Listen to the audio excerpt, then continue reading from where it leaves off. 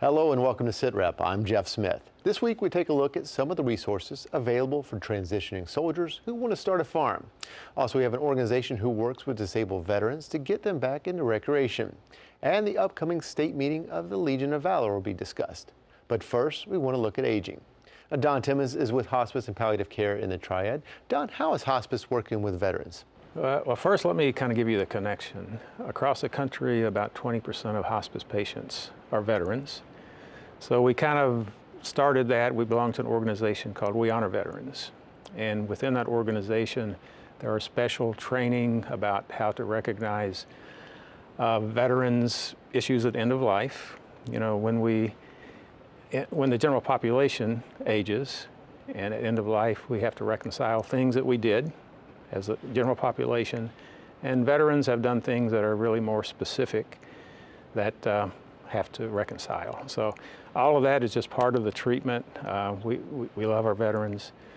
In our hospice home, we have veterans rooms decorated especially for them with veteran memorabilia and all that.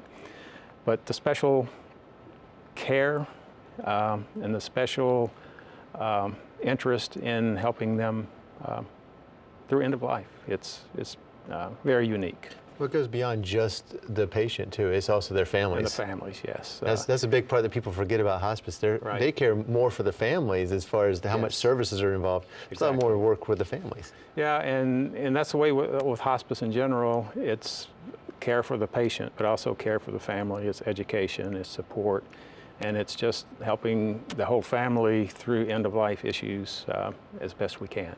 You do so much more too beyond just the location that you're at. You're the reason that we have the Veterans Coffees really in this area, in the Raleigh area. You have been doing that in the Triad area. Mm-hmm. Talk about the coffees, how they've expanded and how that's part of the hospice. Well, I borrowed the idea. There's Richard's Coffee Shop in Mooresville and Thelma's Coffee Shop in Salisbury. So I went to them and I just thought, wow, what a great thing to think about. And is anybody doing it anyplace else? So they weren't. So we started one. This is our beginning of our 4th year.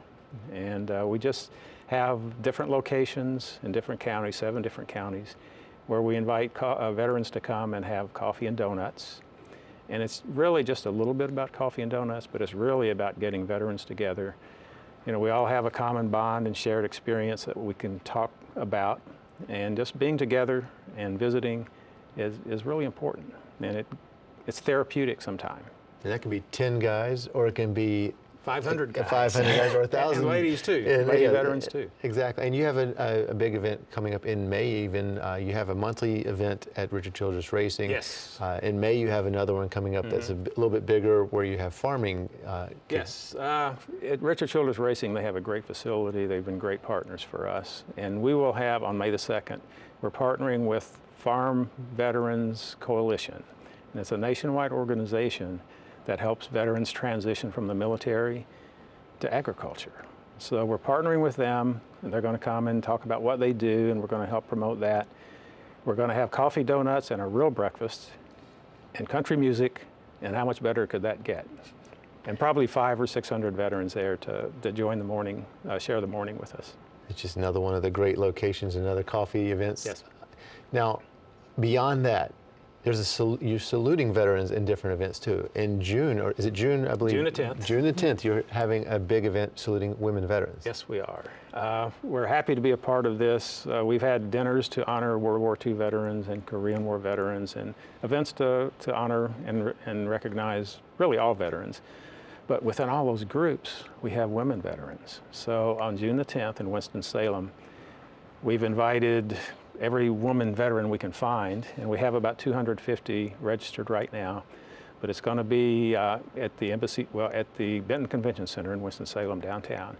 So it's going to be about nothing but honoring and recognizing our women veterans. So we already have them signed up, registered from mid-20s to almost 100 years old. So it's the whole scope of women veterans in their service to our country. It's going to be another great event. I appreciate what you do. I can't wait.